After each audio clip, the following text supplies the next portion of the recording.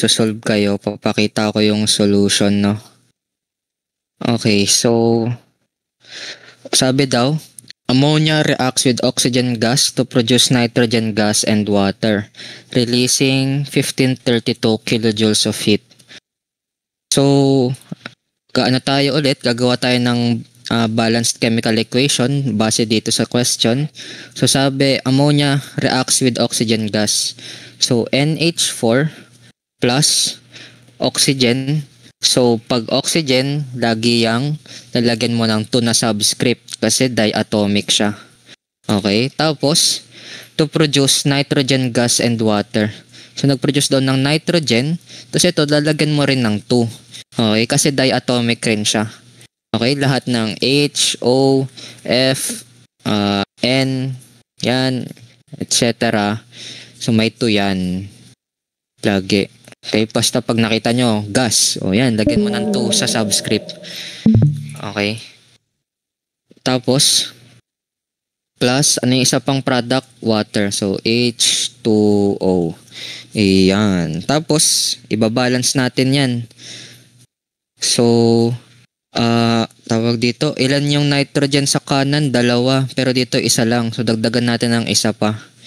Okay. Ngayon, ilan na yung hydrogen dito? 4.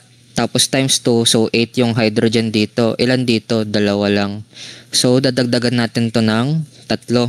Para 2 times 4, edi 8 na siya. Diba? 8 na siya. Tapos, oxygen naman. Ilan oxygen sa kanan? 4 kasi 1 times 4, so 4. Ilan yung oxygen sa kaliwa? 2. So, dagdagan natin ng isa pa para maging 4. So, yung balanced chemical equation natin is 2NH4 plus 2N2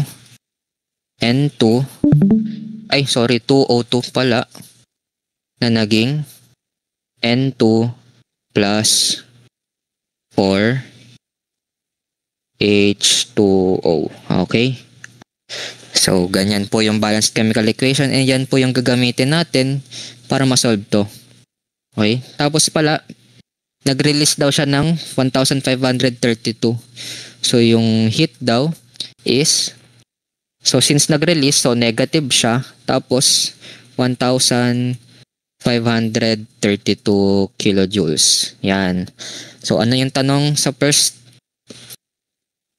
How much heat is released when 1.3 moles of oxygen gas is consumed in the reaction? So, yung hinihingi is heat. So, kilojoules. Ang given is 1.3 moles ng oxygen. Yan. Tapos, syempre, ulit yung diagram natin? So, grams, ganito na lang. Grams A to mole A. Okay. To mole B to grams B. Tapos galing sa moles, pwede natin yan i-convert to kilojoules. At kung may given na kilojoules, pwede i-convert to mole B. Okay? So yan yung diagram. So dyan yung A natin? Again, yung grams ay yung given sa lagi si A and yung hinahanap sa lagi si B. Okay? So since moles ito, mole A, so dito tayo magsisimula.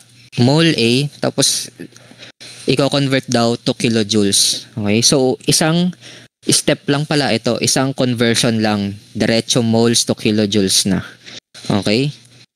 So, susulat natin 1.3 moles ng O2 times fraction kagad. Anong ilalagay sa taas? Kilojoules. Kasi siya yung hinahanap. And yung ilalagay sa ilalim, yung kailangan i-cancel. So, moles ng O2. Ngayon, ano yung ilalagay dito na number? So, magbabase tayo sa chemical equation natin. Ito. So, sabi, 2 moles daw ng O2 ang kailangan para makapag-release ng 1,532 kilojoules. So, ilalagay natin, negative 1,532. Tapos, ilang moles? 2. So, 2 moles. Tapos, pag nag-cancel ng unit, cancel ito. Ang matitira na lang si kilojoules. Tapos pag nilagay yan sa calcu, 1.3 times negative 1532 over 2, ang sagot is negative 995, negative 995.8 kilojoules. Okay? And yan po yung sagot sa letter A. So, nagets po ba? Nagets naman?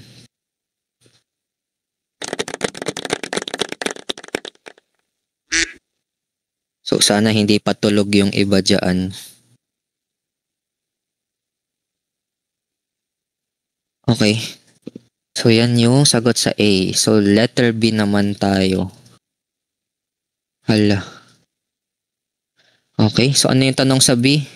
How many grams of nitrogen gas will be produced if 3,200 kilojoules of heat is released? So, sulat natin yung ano yung hinihingi? Grams of nitrogen gas. So, grams ng N2.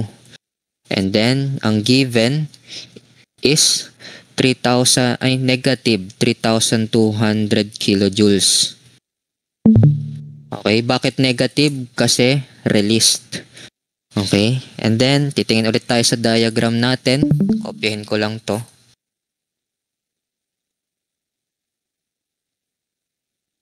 Okay. So, ano yung A natin? Ito, yung given. Ano yung B natin? Yung hinihingi. So, base sa diagram, magsisimula tayo dito. Tapos, ang kailangan nating mapuntahan, itong si grams B. So, i-convert natin si kilojoules to moles and then moles to grams. Okay? So, try natin. So, negative 3,200 kilojoules times fraction kagad. Ano yung sa taas? Moles. Siya yung hinahanap eh. So, moles ng N2.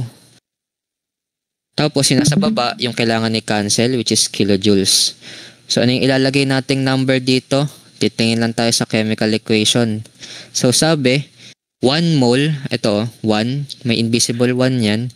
1 mole ng N2 para makaproduce ng negative 1,532 kilojoules. So, ilalagay natin 1 mole. Okay? Kasi 1 yung mole ng N2. And then, negative 1,532. Okay? Pag nag-cancel, ayan, ang matitira si moles ng N2. So, lagay natin sa calcu, negative 3,200 times 1 over negative 1,532 ang makukuha. 2.09. So, 2.09 moles. Tama, di ba? 2.09. So, 2.09 moles ng N2. And yan yung mole B natin. Okay? So, meron na tayong mole B. Pwede natin i-convert siya to grams B. So, paano ulit nagko-convert from moles to grams?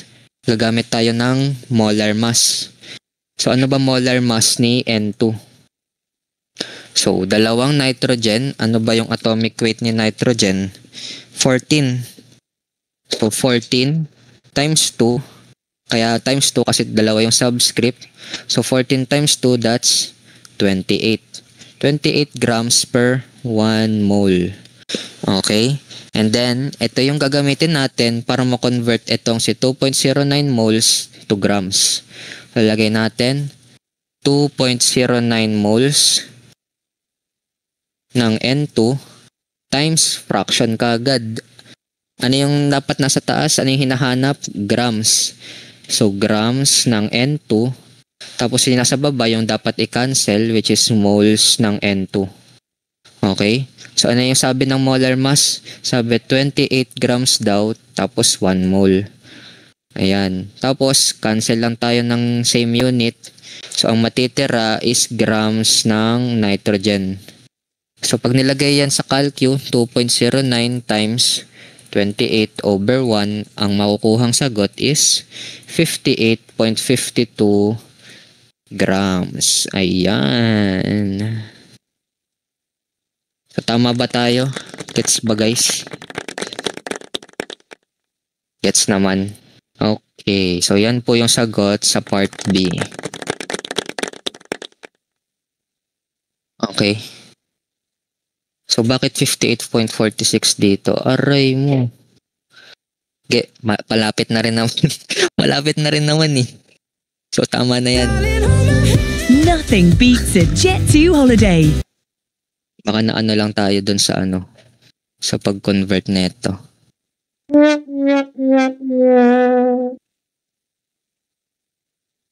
Check ko nga.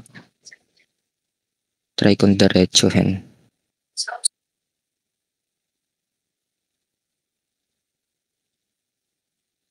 Ayun, 58.49.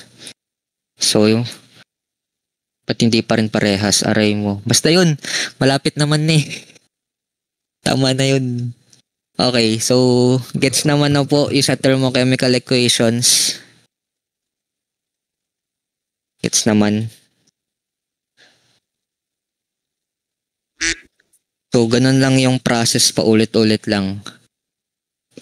Eh, basta kabisado nyo yung yung diagram, ito. Basic na lang yung thermochemical equations. Okay? So, next tayo. Next topic, Hess law. Yun, paborito ng Dash 1. Okay, so, sino ba yung nagre-record? Pwede nyo lang i-cut yan, tapos start nyo.